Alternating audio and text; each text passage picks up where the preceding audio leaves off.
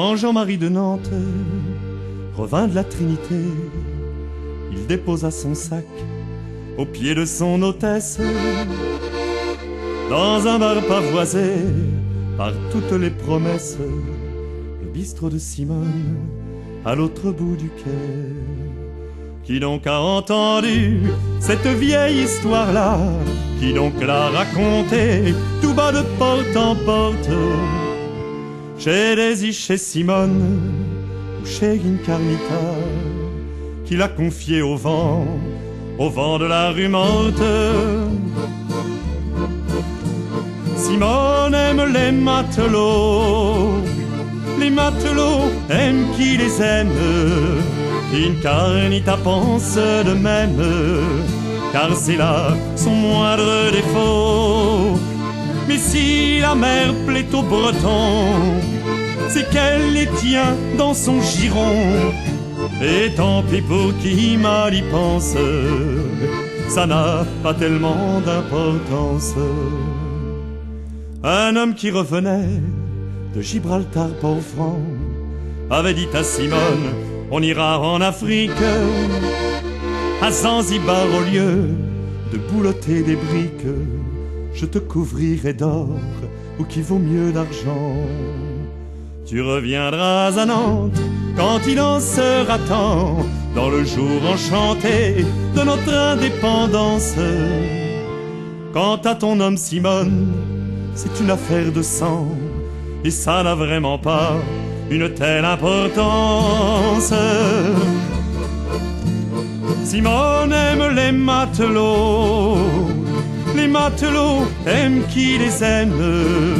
Incarnita pense de même, car c'est là son moindre défaut.